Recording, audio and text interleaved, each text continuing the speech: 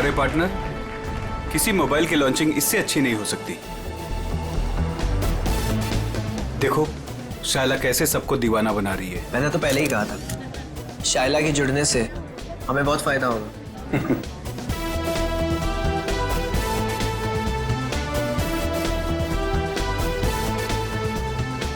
Thank you, thank you, thank you.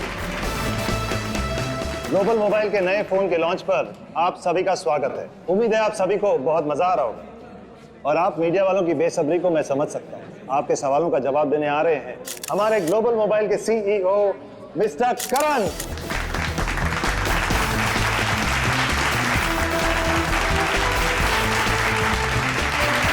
All the best. Thank you everyone. आप लोग अपना कीमती वक्त निकाल कर यहाँ आए, इसके लिए आप सभी का बहुत बहुत शुक्रिया।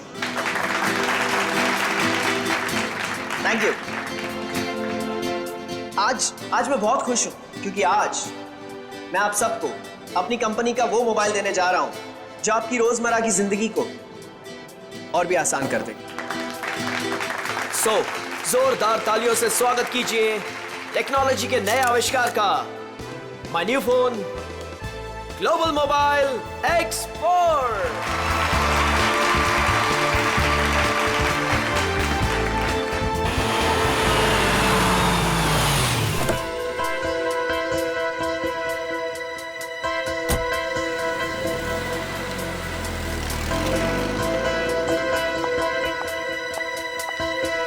वेलकम मैडम, आइए आइए। फंक्शन कहाँ चल रहा है? हॉल नंबर 1 में। ओके। क्या ये बात सच है कि आपका मोबाइल बाकी मोबाइल की तुलना में बेहतरीन बैटरी लाइफ और परफॉर्मेंस देंगे? अभी जो हमने सॉफ्टवेयर का इस्तेमाल किया है वो बहुत ही एडवांस्ड है और ये हमारे फोन को एक नया करण करण करण करण करण ये कौन है मामा जी? पता नहीं। मैं तुम्हें देखे कितनी खुश हूँ करण। मैं कितना परेशान हो गई थी। I am so happy to see you. Excuse me, छोड़िए, कौन है आप? क्या बदतमीजी है? मुझे लगा तुम मुझे पहचान लोगे और ये आप क्या लगा रखा है? हाँ, मुझे मेरे नाम से बुलाओ ना। मुझे पता भी नहीं कि तुम कौन हो, तो तुम्हारा नाम कैसे पता चलेगा मुझे? तुमने अपना एड्रेस बदल दिया, अपना फोन नंबर बदल दिया, फिर भी मैंने तुम्हें ढूंढ निकाला। 2 साल इंतजार किया है मेरे कारण। 2 साल? हे, नो फोटोग्राफ्स, नीचे कीजिए। No camera please, please. Please. अब मैं समझा, तुम्हें जरूर किसी और मोबाइल कंपनी ने भेजा है हमारे इस फंक्शन को खराब करने के लिए, राइट? ये क्या कह रहे हो तुम? हाँ, सही कह रहा हूं मैं। इतनी घटिया हरकत करने के लिए कितने पैसे मिले थे? बस बहुत बोल दिया तुमने। हाँ, बहुत अपमान कर दिया तुमने मेरा। तुम्हें जानना है कि मैं कौन हूँ? हाँ, मैं तुम्हारी बीवी हूँ, राधिका। कुछ याद आया? बस बहुत हो गया। एक शब्द भी बोला ना और सिक्योरिटी को बुला के तुम्हें धक्के मार के यहाँ से बाहर निकाल दूंगा मैं। सिक्योरिटी! धमकी किसको दे रहे हो तुम? हाँ, जिसको जाके बोलना है ना बोलो जाके। साथ फेरे लिए मैंने तुम्हारे साथ, शादी की है मैंने तुमसे। इनफ! बहुत बोल लिया यार तुमने। करण बेटा शांत हो जाओ। इस रिश्ते के बीच में अब और कोई नहीं आएगा। करण रुको।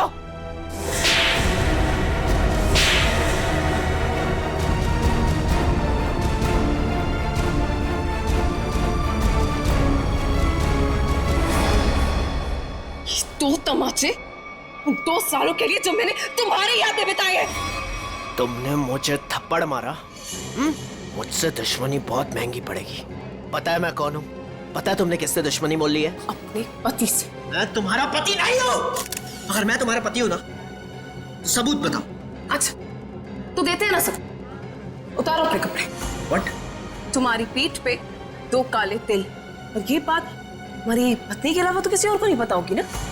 उतारो। मिस्टर करण, क्या ये मैडम सच कह रहे हैं? क्या वाकई आपकी पीठ पे तिल है? देखिए, मैं आपके बेकार के सवाल का जवाब देना जरूरी नहीं समझता और मुझे अपने आप को साबित करने की कोई जरूरत नहीं है। Get it? और तुम जिसकी पत्नी हो ना, जाके उसके कपड़े उतरवाओ।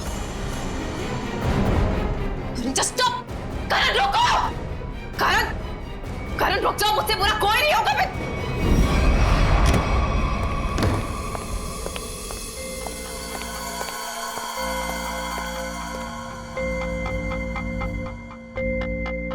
छोड़ूंगा नहीं मैं उस औरत को। उसकी इतनी हिम्मत कि उसने सबके सामने मुझे दो झापड़ मारे।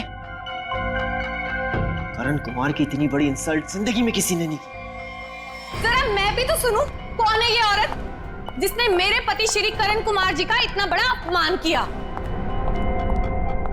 देखो अनीता, मैं पहले ही बहुत बुरे मूड में हूँ। मेरे जख्म पे मरहम तो नहीं लगा सकती, कम से कम नमक तो मत छिड़को। मरहम लगाने के लिए तो कपड़े निकालने पड़ते हैं ना, जैसा कि उस औरत ने कहा था। तुम्हें कैसे पता चला? तुम्हारे जैसा पति हो ना तो सोते वक्त भी आंखें खुली रखनी पड़ती है।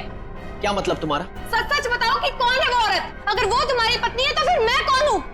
तुमने मेरे साथ धोखा किया। एक मिनट बंद करो ये सब तुम, और अपनी इल्जामों की गाड़ी पे जरा ब्रेक लगाओ। मैं उस औरत को जानता तक नहीं, कभी मिला नहीं उससे। वो झूठ बोल रही है। झूठ बोलने वाले इतना यकीन से झूठ नहीं बोलते हैं। चलो मान लिया वो तुम्हारी पत्नी नहीं है, लेकिन कुछ तो कुछ गड़बड़ की होगी तुमने। सच सच बताओ कि कौन है वो? क्या रिश्ता है तुम्हारा उस औरत के साथ? ये कैसी बातें कर रही हो तुम? मुझ पे शक कर रही हो? मुझ पे? मैं एक वफादार पति हूँ। हाँ हाँ पता है कितने वफादार हो तुम। अगर अपने झूठ का ज्यादा ढोल बजाया ना तो केस कर दूंगी तुम पे। पता है ना अदालत बेवफाई की क्या सजा देती है? बेवफाई? मैं कोई बेवफाई नहीं कर रहा हूँ। वो औरत अपने आप को राधिका कह रही है। राधिका? राधिका? क्यों? तुम्हारा जो खबरी था, जो इतना मिर्च मसाला लगा के तुम्हें इतनी सारी खबरें दे रहा था, उसने ये नहीं बताया कि वो औरत अपने आप को राधिका कह रही है। मगर वो राधिका कैसे हो सकती है? राधिका? वही तो मैं कह रहा हूँ, वो राधिका कैसे हो सकती है?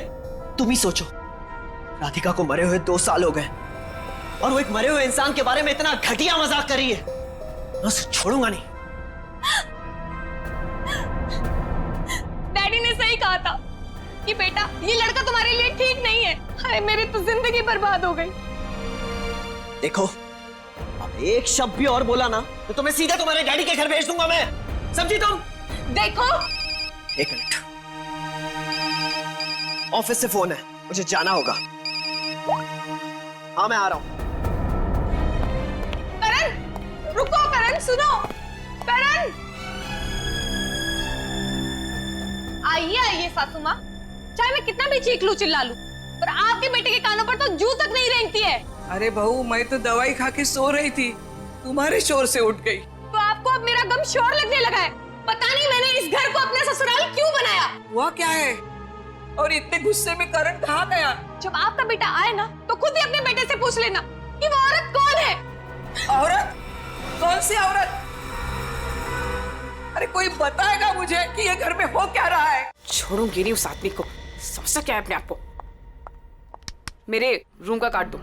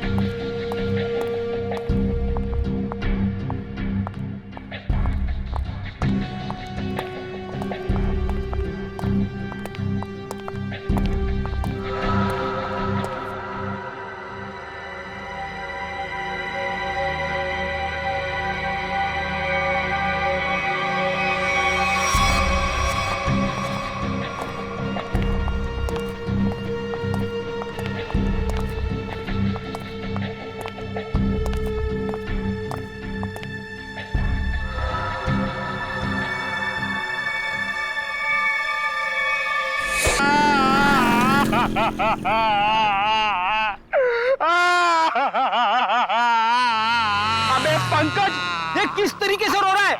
कम से कम रोने का तरीका तो सुरीला होना चाहिए, इतना बेसुरा नहीं। अरे मैं रो रहा हूँ, कोई रियाज नहीं कर रहा हूँ जो मुझे सुर ताल और ये सब सिखा रहे हो। देख मैंने तुझे पहले ही कहा था मुझे कस के पकड़ना, तेरी लापरवाही की वजह से हम लोग ये गाड़ी से गिरे हैं, समझे? मेरी लापरवाही, खुद को बाइक चलाने आती नहीं है, मुझे गिरा दिया, मेरी टांग तोड़ दी और बोल रहे मेरी लापरवाही।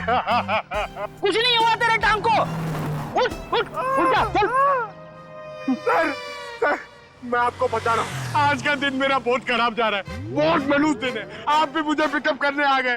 सर आज का दिन बहुत खराब है सर, आज बहुत बड़ी गड़बड़ होने वाली है, एक खतरनाक केस वेट कर रहा है ब्यूरो में। ओके मैडम, आपकी हिम्मत की तारीफ करनी होगी। आप उस मुजरिम से बिल्कुल डरी नहीं और डट के सामना किया उसका। सब पुलिस रिकॉर्ड में आपको कुछ भी मिला उसके बारे में? जी नहीं, उसने इससे पहले कोई जुर्म नहीं किया था। और इसीलिए उस तक पहुंचने के लिए हमें आपसे कुछ सवाल करने होंगे। जी पूछिए। आप उसके बारे में कुछ और बता सकती हैं? नहीं सर, मुझे कुछ भी याद नहीं है, बल्कि मैंने वो होटल वालों से भी पूछा था, उन्होंने बोला कि उन्होंने किसी को आते जाते हुए नहीं देखा। अच्छा, आपको किसी पे शक है? एक ही तो इंसान है जिसको मेरी जिंदगी से ज्यादा मेरी मौत प्यारी है। कौन? वही मेरा पति करण। आपका पति? आपको पता है कितने सारे लोगों के बीच में उसने मेरी इंसल्ट की, उसने तो मुझे अपने बीवी मानने से भी इनकार कर दिया। पर आपको पता है सर, इसी बात का ना बदला लेने के लिए उसने वो गुंडा भेजा था मेरा गला दबाने के लिए। एक मिनट मैम, शुरू से बताइए कि ये आपके और आपके पति के बीच में तनाव किस वजह से है? आप मेरे साथ करण के घर पे चलिए, आपको सब कुछ पता चल जाएगा कि क्या हुआ था। नहीं राधिका, जब तक हम ना बुलाएं तुम गाड़ी में बैठे। मगर क्यों? प्लीज राधिका जी, आप बात को समझने की कोशिश कीजिए, हम आपको जल्दी ही अंदर बुलाएंगे।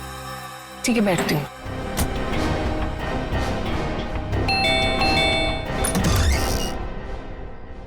जी आप लोग? सीआईडी। अंदर आइए प्लीज,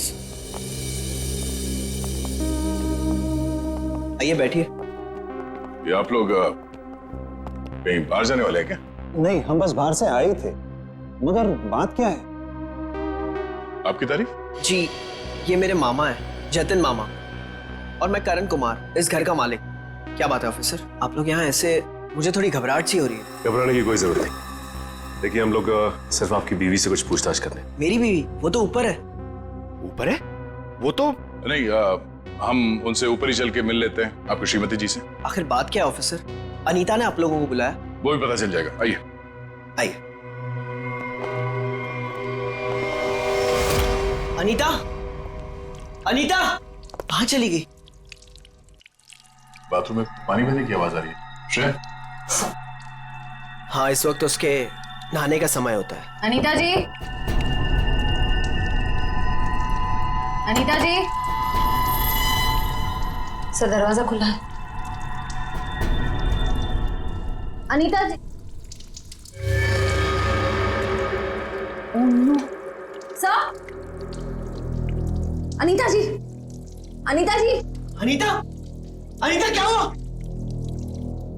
तेरी तो मर चुकी है। अनीता, अनीता, अनीता। एक मिनट, करण आप समझिए प्लीज। अनीता को क्या हुआ? बेटे ले जाओ। करण जी, अनीता, करण जी आप मेरे साथ बाहर चलिए प्लीज। आइए आइए आइए।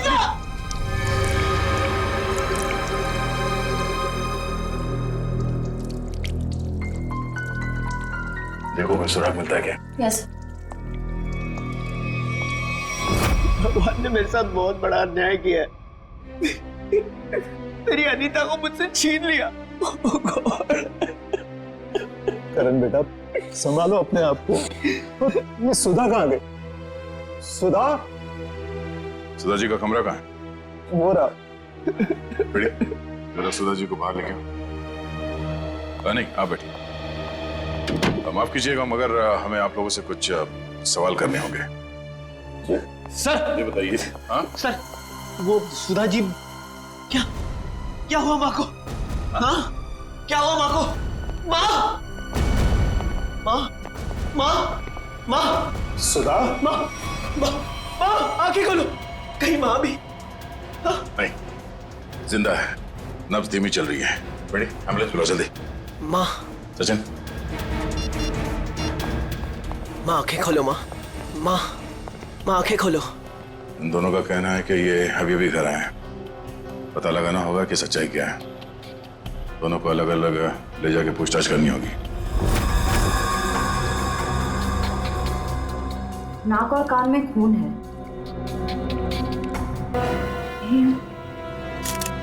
कहीं अनीता की मौत का इस पाउडर से लेना देना तो नहीं?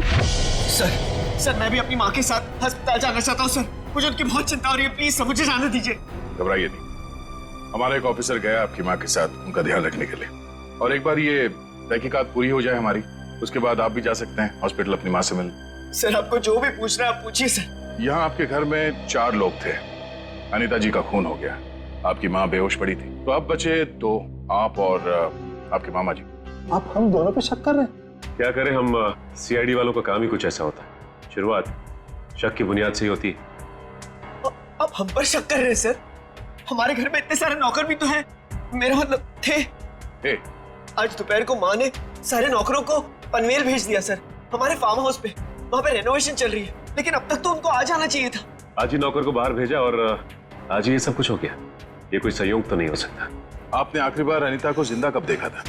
आज दोपहर को 1 बजे सर, उसके बाद मैं ऑफिस चला गया और फिर मामा जी के साथ वकील के यहाँ। करण ने मुझे 1:30 बजे संगानेर रोड से पिकअप किया, वहां से हम वकील के पास गए। और इस बीच आप दोनों की अनीता जी या सुधा जी से कोई बात हुई थी? नहीं, कोई बात नहीं, कोई फोन भी नहीं आया। वकील के साथ मीटिंग करने के बाद हम 4 बजे तक घर लौट आए। और घर का दरवाजा किसने खोला? मैंने आपको कहा ना, घर में सबके पास एक एक चाबी है घर की। मैंने अपनी चाबी से दरवाजा खोला और मैं और मामा जी घर में आ गए। हमें 5 मिनट भी नहीं हुए थे बैठे हुए कि घर की घंटी बजी और देखा कि आप लोग आ गए सर। और इस बीच आपने जाके देखा नहीं कि आपकी माँ और आपकी बीवी अनीता कहाँ है? सुधा दीदी रोज दोपहर से शाम दवाई खा के सो जाती थी, मगर हाँ, घर लौटने के बाद करण ऊपर जरूर गया था। क्या कहा आप? करण ऊपर गया था? जी।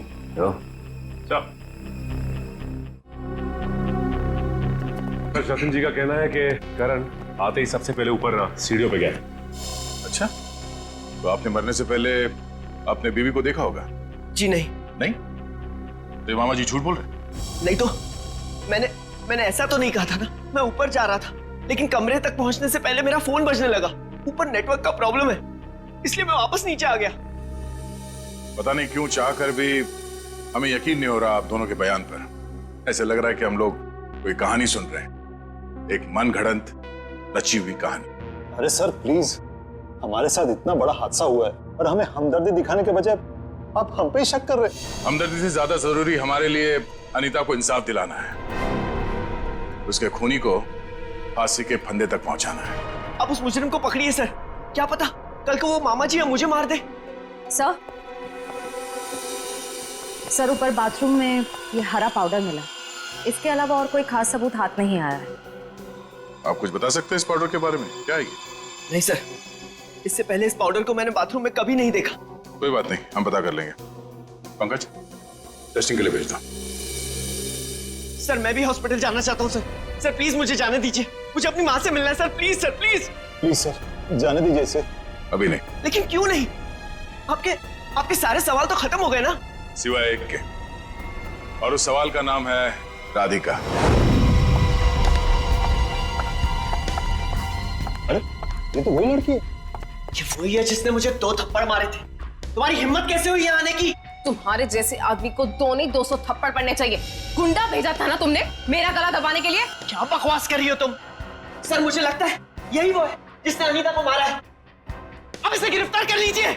मैं अनीता को क्यों मारूंगी? हाँ, मैं तुम्हारी पहली बीवी हूँ और तुम्हें पाने के लिए मुझे गुनाह करने की जरूरत नहीं है। एक मिनट, शांत हो जाइए। कौन सच बोल रहा है कौन झूठ अभी पता चल जाएगा। करण, पहले तुम बोलो। ये मेरी बीवी राधिका नहीं है, क्योंकि मेरी बीवी राधिका वो है वहां जो उस तस्वीर में।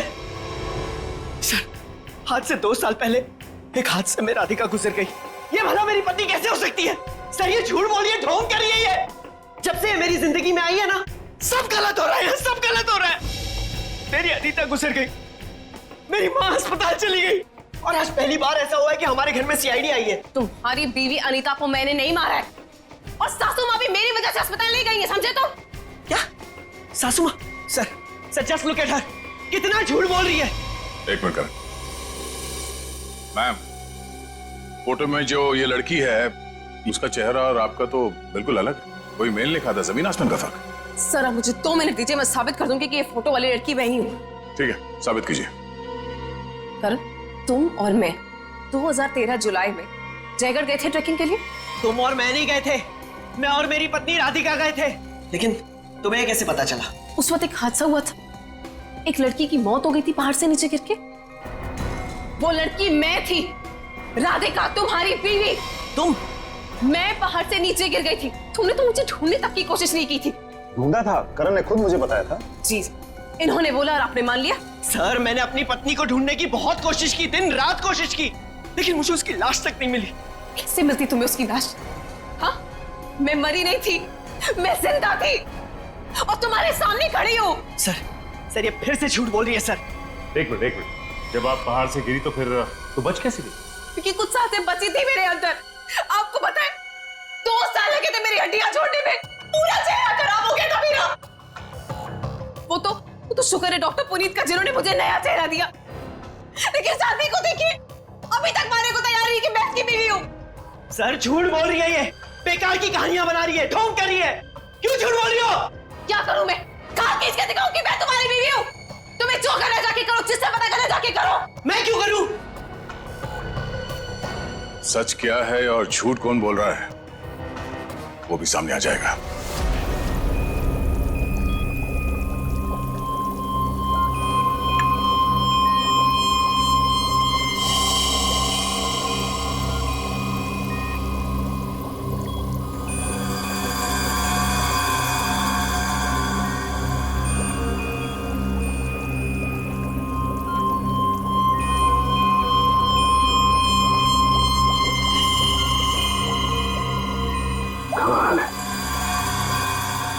होशियारी और बेवकूफी का ये अजीब सा संयोग।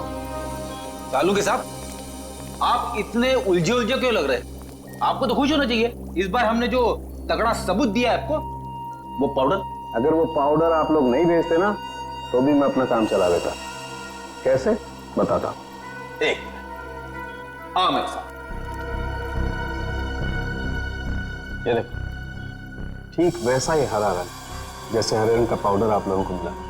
ये एक किस्म की केमिकल है, ये एक किस्म का ब्लीच है, सल्फा क्रोमेटोज, जो कि अधिकतर इंडस्ट्रीज में इस्तेमाल की जाती है। मतलब सर ये केमिकल अनीता के नहाने के पानी में था? बिल्कुल।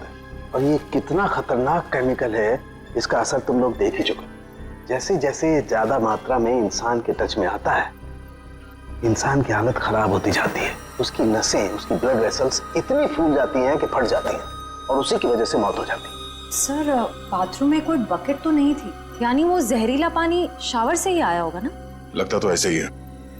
दोबारा जाके वहां पे वो शावर चेक करना पड़ेगा। डॉक्टर साहब ये बताइए कि करण की माँ सुधा जी, उन्हें भी इसी तरह के केमिकल से बेहोश किया गया था? हाँ दया, था तो केमिकल ही, लेकिन ये केमिकल नहीं था। वो केमिकल था मैथनॉल। हाँ बताता। ये देख रहे हो, ये लाल लाल निशान उस मैथनॉल के रेजिड्यू। ये किस तरह का केमिकल है? ये केमिकल इंसान को पूरी जिंदगी के लिए पैरालाइज कर देता है। मतलब खूनी सुधा जी को मारना नहीं चाहता था, उन्हें हमेशा के लिए अपाहिज बनाना चाहता था। लगता तो ऐसा ही। कोई आपसी दुश्मनी का मामला लगता है सर। एक को मार दिया और एक को जिंदा लाश बना दिया। क्या अनीता जिस पानी से नहा रही थी उसमें जहर था? इसलिए अनीता की मौत के बाद इस बाथरूम के और टंकी के पानी के इस्तेमाल पर रोक लगा दी गई थी। लेकिन हम सब इसी टंकी के पानी से नहाए थे, फिर हमें कुछ क्यों नहीं हुआ? इसका जवाब भी बहुत जल्द मिल जाएगा आपको। सर मुझे तो नौकरों पे शक है। हम तो पनवेल वाले फार्म हाउस पर थे, और हम क्यों मिलाएंगे मेम साहब के नहाने के पानी में सर? और ये पानी हमारे बाथरूम में भी आता है। ठीक है, आप सब लोग यही रहिए। उस जहरीले पानी का असर सिर्फ अनीता पे क्यों हुआ और बाकी किसी पे क्यों नहीं हुआ, वो अभी पता चल जाएगा। पंकज,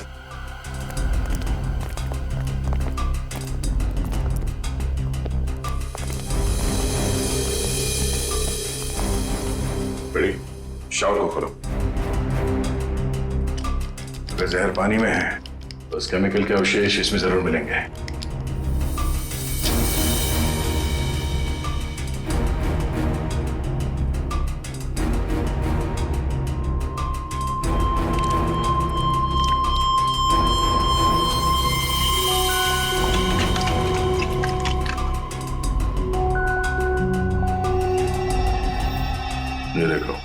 क्लोरीन नहीं है, जहर है। पानी की टंकी में ही जहर है, यहाँ पे नहीं डाला गया। चलो ऊपर। जवाब चाहिए ना आपको? चलिए ऊपर।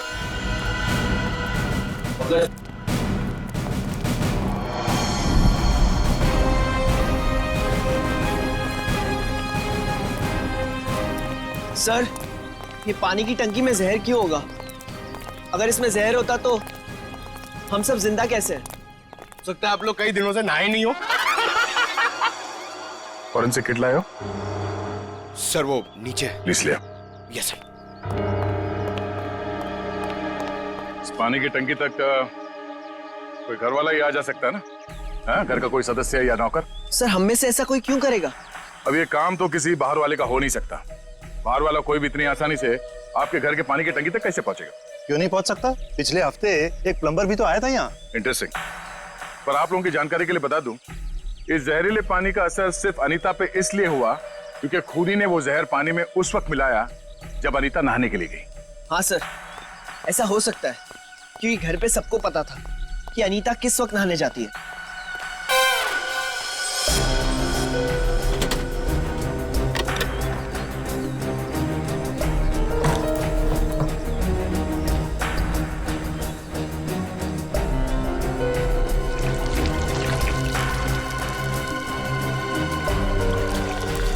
थैली यहाँ कैसे? टेस्ट करो सर।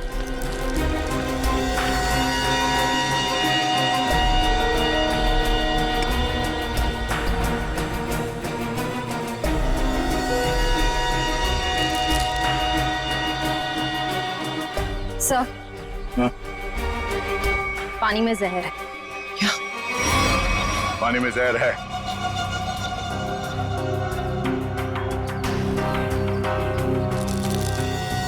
तंगूस?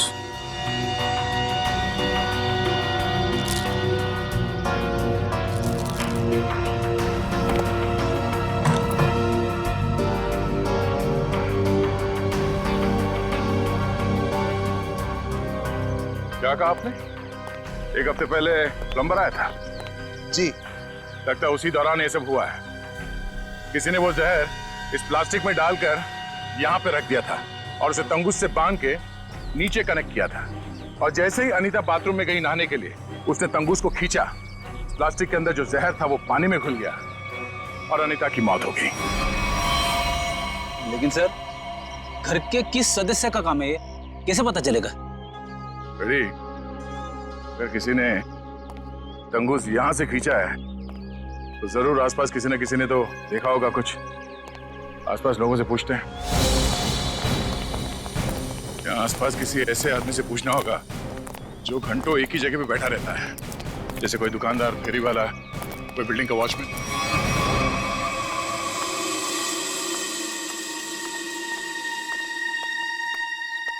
सुनिए भाई साहब, वो आइए आइए बहन जी, एकदम ताजी सब्जी है। कौन सी दूं? नहीं नहीं, मुझे सब्जी नहीं लेनी है, मैं सीआईडी से हूँ। हमें आपसे कुछ सवाल करने। सवाल? कौन से मैडम सवाल? तो आप रोज बैठते हो यहाँ पे सब्जी बेचने? पिछले 2 साल से हम यहाँ दुकान लगा रहे हैं साहब। तो पिछले 2 साल से आप ये सामने वाला घर भी देख रहे होंगे? हाँ साहब। परसों दोपहर को 1 से 3 बजे के बीच में तुमने किसी आदमी को देखा था उस घर के आसपास? तो ऐसा आदमी जिसपे तुम्हें शक हुआ हो तो उस घर के आसपास बहुत देर से खड़ा हो। परसों साहब, हाँ, वो घर का जो नौकर है ना साहब, वो घर के बाहर बहुत देर तक खड़ा रहा साहब। वो दीवार से सट के किसी को फोन कर रहा था। हाँ, सामने आएगा तो पहचान लोगे ना? पहचान लेंगे। गुड। पंकज सर, तो मालूम है ना क्या करना है? हाँ सर, आज वो घर पे कपड़े धोने का टर्न मेरा है और जूनियर को मेरे कुत्ते को खाना भी खिलाना था और एक काम था सर वो यार। पंकज, तुम हमेशा से इतने इंटेलिजेंट थे क्या? मैं इस केस की बात कर रहा हूँ। अरे ये सर, सॉरी, थोड़ा कंफ्यूज हो गया था सर। तो जाके उस घर से नौकरों को ले आओ। और हाँ, उन्हें क्या कहना है पता है ना, कि वो भी मुझे समझाना पड़ेगा। नहीं सर, पता है सर, मैं अभी लेके आता हूँ। सर, इसे अकेले क्यों भेज दिया? जरूर कुछ ना कुछ गड़बड़ करेगा ये। अच्छा, मोटर बाइक की एक्सीडेंट जैसी गड़बड़? आपको पता चल गया? सीआईडी में हूँ बाहर की खबर रखने से पहले अंदर क्या हो रहा है ये जानना बहुत जरूरी है। इसमें मेरी गलती नहीं थी, पंकज की थी। बेटी अब ये शिकायत विकायत करना बंद करो। अच्छा पंडित, वो भाजी वाला देख रहे हो? वो वहां। हाँ, जिसने आपके पीवी के नहाने के पानी में जहर डाला है वो उसे पहचानता है क्या? चलो जल्दी इधर आओ। जरा पहचान कौन है इनमें से? हाँ साहब, यही वो आदमी था साहब। तुम? अरे मुझे क्यों फंसा रहे हो? तुम्हें जरूर कोई धोखा हुआ है। कौनो धोखा नहीं हुआ साहब, यह है वो। नहीं साहब, मैं सही कह रहा हूँ साहब। इधर सब मैं सच कह रहा हूँ साहब। देख प्रीतम, हम जानते हैं कि तूने खुद ये सब नहीं किया, मगर तूने किसी के कहने पे जरूर किया है। अगर तुम हमारे साथ कोऑपरेट नहीं करोगे तो शायद फंस जाओगे, है ना? बोल। बबलू प्लम्बर साहब, उसने 20,000 रुपए दिए थे। मैंने तो साहब तार खींच के केमिकल मिलाया था साहब, अनीता मैडम के नहाने के टाइम पर साहब, और कुछ नहीं साहब। जिस थाली में खाया उसी में छेद किया। 20,000 रुपए के लिए ईमान बेच दिया तुमने। नहीं गलत। गलती हो गई साहब, गलती हो गई साहब। मुझे सजा कानून देगा। अब ये बता, वो प्लम्बर बबलू कहाँ मिलेगा?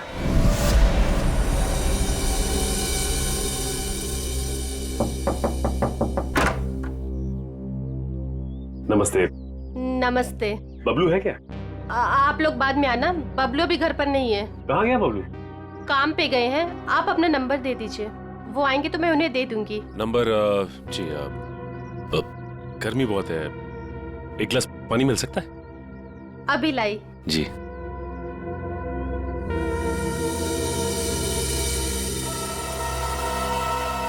ठीक है। बबलू के प्लम्बिंग का सामान तो यहीं पड़ा हुआ है।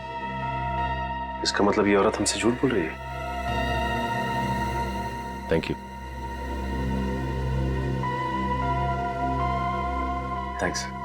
चलते। पर आपने अपना नंबर नहीं दिया। हम लोग फिर आ जाएंगे। जी। Thank you. कितना गर्मी है इधर। ओह गॉड, किधर आ गई मैं? मुझे लग रहा है चक्कर आने वाला है मुझे। ओह गॉड। अरे भाई साहब सुनिए, ये बैबलू किधर रहता है? बैबलू प्लम्बर इधर रहते हैं। इधर? Okay thank you. Bablu, Bablu बाहर आ जाओ। देखो बाहर आ जाओ, वरना मुझे पुलिस को बताना पड़ेगा कि तुमने मेरा बेल्जियम का पाइप और जापान का नल का चोरी किया है। बैबलू, बैबलू। आप कौन हो मेम साहब, और इस तरह से शोर क्यों मचा रहे हो? अरे कैसे शोर नहीं मचाएगा? मेरे घर में बबलू ने डाका डाला है, डाका रॉबरी किया है। 1.5 लाख का पाइप चोरी किया है मेरा इटालियन मार्बल वाला बाथरूम से, एंड 2 लाख का जापान का नल का चोरी किया है। 2 लाख का नल का? इन अमीरों के पास कितने फालतू पैसे होते उड़ाने के लिए। देखो मेरा टाइम वेस्ट नहीं करो। बबलू, लास्ट वार्निंग दे रही हूँ तुम्हें, मैं पुलिस को फोन कर रही हूँ। बबलू। मैडम, आपको जरूर कोई गलतफहमी हुई है। मैंने जापान का नलका देखा ही नहीं, तो उसे चुराऊंगा कैसे? अब तो जापान के नलके की छोड़ और जेल के नलके की सोच। सीआईडी वालों ने मेरे साथ धोखा किया, मुझ पे झूठा इल्जाम लगाया। क्या करे, कभी कभी चूहों को बिल से निकालने के लिए सीआईडी को ऐसी चालबाजियां करनी पड़ती, समझा? अब बोल, अनीता को जहर क्यों दिया? जहर? पाउडर में जहर था? मुझे वाकई नहीं पता था। तुझे क्या लगा पानी के कीड़े मारने की दवा है वो? हा? पता नहीं साहब, मैंने इतना सोचा ही नहीं था। 50,000 रुपए मिल रहे थे, मैंने बिना दिमाग लगाए चुपचाप काम कर दिया। किसने दिए 50,000 रुपए तुझे? मुझे नहीं पता, एक फोन आया था होटल से। कौन से होटल से फोन आया था? Excuse me ma'am. Good afternoon sir. Good afternoon ma'am. हमारे होटल में आपका बहुत बहुत स्वागत है। अरे वाह, इतने प्यार से हमारा स्वागत किया। जनरली सीआईडी को देख के तो लोग मायूस हो जाते हैं। सीआईडी? क्या बात है सर? इसे पहचानती हैं आप? नहीं पहचानती। क्या बात है, मतलब आपने कभी देखा ही नहीं है? याद तो नहीं आ रहा है। ठीक है, हम आपको याद दिला देते हैं। बबलू नाम है इसका। पिछले हफ्ते यहाँ इस होटल से एक पैकेट लेने आया था, आप ही के होटल में किसी गेस्ट से। कौन सा गेस्ट था सर? अगर ये सब कुछ हमें पता होता तो यहाँ क्यों आते? एक्चुअली यहाँ हर रोज बहुत गेस्ट आते हैं, और पिछले हफ्ते यहाँ कौन कौन रुका था ये कैसे याद रहेगा? हाँ ये बात तो है, पर आपके पास कोई रजिस्टर, कोई रिकॉर्ड्स के लिए आपके मेहमानों के या जो लोग उनसे मिलने आते हैं रखते होंगे ना, तो आप जरा उसमें चेक कीजिए और बताइए ये बबलू किससे मिलने आया था। हाँ सर, मैं चेक कर लेती हूँ। प्लीज।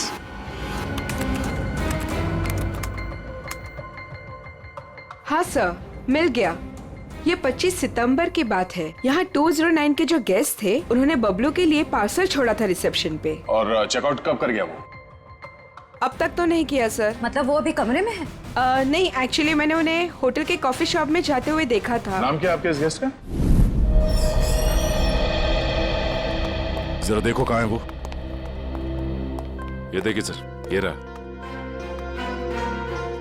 मिस्टर करण, आप यहाँ? ये सवाल तो मैं भी आप लोगों से पूछ सकता हूँ। हाँ, ये बात तो है, ये सवाल आप भी कर सकते हैं, मगर चूंकि सवाल हमने पहले किया है तो आप जवाब दीजिए। वो मुझे यहाँ का ऑमलेट और कॉफी बहुत पसंद है, इसलिए थोड़ी पेट पूजा करने आ गया था। अरे वाह, तुम मेरे लिए भी बोल दीजिए। सर, मेरे पेट में चूहे दौड़ रहे हैं।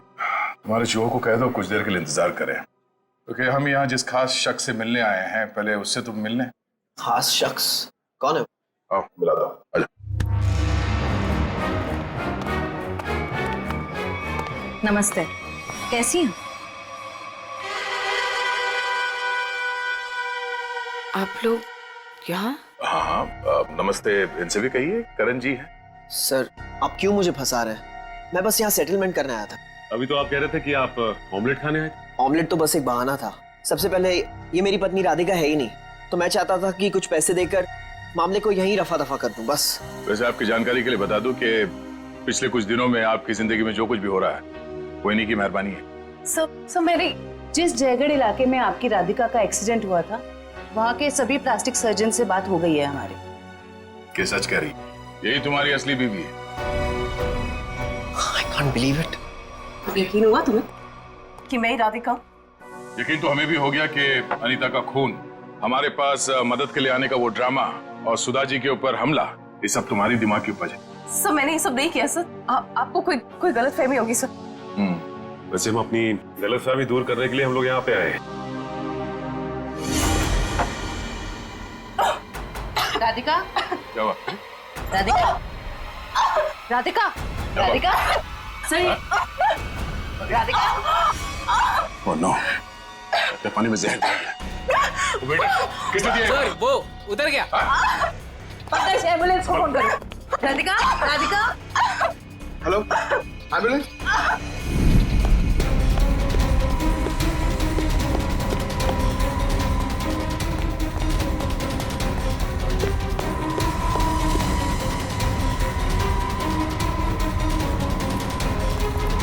और कहाँ भागोगे आप?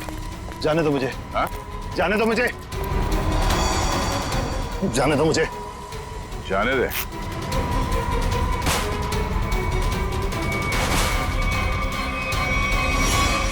अम्मा जी, आप? तुझे छोड़ दे? हाँ? अब बोल, क्यों किया तूने ये सब? 2 साल पहले मैंने करण को राजी किया था कि वो राधिका को पहाड़ से धक्का दे दे। बुद्धि भ्रष्ट हो गई थी मेरी, दिमाग खराब हो गया था जो मैंने आपकी बात सुन ली। आगे बताओ, सुधा जी के इस हालत के जिम्मेदार तुम ही हो ना? सुधा के खाने में मैंने ही गड़बड़ की थी। और राधिका जब पहाड़ से नीचे गिरने के बाद भी नहीं मरी, तो तुमने इसके दिमाग में जहर घोला। हाँ, राधिका को मोहरा बना के करण और सुधा के खिलाफ इस्तेमाल किया मैंने, और राधिका के नाम से ही बबलू के हाथों अनीता की पानी की टंकी में जहर मिलवाया था मैंने। अब ये भी बता दो कि ये सब नेक काम तुमने किस लिए किए? बदला लेना चाहता था मैं। किससे? अपनी चचेरी बहन सुधा से। 1000 लालची आदमी मरे होंगे तब जाके सुधा का जन्म हुआ होगा। शुरू से ही उसकी नजर मेरे पैसों पर थी। मेरे भोले भाले माँ बाप को बेवकूफ बनाकर उसने हमारी पूरी जायदाद पर कब्जा कर लिया था। एक एक पैसे के लिए मोहताज बना दिया था उसने मुझे। सिर्फ इतना ही नहीं, मेरे बच्चे को भी अस्पताल में मार दिया था उसने ताकि सब कुछ करण का ही बना रहे। माना कि सुधा ने बहुत गलत किया तुम्हारे साथ, अगर उसके लिए तुमने जो रास्ता चुना है वो भी सही नहीं है। बदले की भावना ने मेरे ज़मीर को अंधा बना दिया था। मेरा तो सिर्फ एक ही मकसद था, इस परिवार का नामो निशान मिटा देना। मामा जी, मैं कभी सपने में भी नहीं सोच सकता था कि आपके दिल में इतना जहर होगा। जब दिल में जहर भरा होता है तो उसका अंजाम भी जहरीला ही होता है। सुधा ने जो किया उसकी सजा तो तुमने उसे दे दी। अब करण और तुम्हारा इंसाफ अदालत करेगी।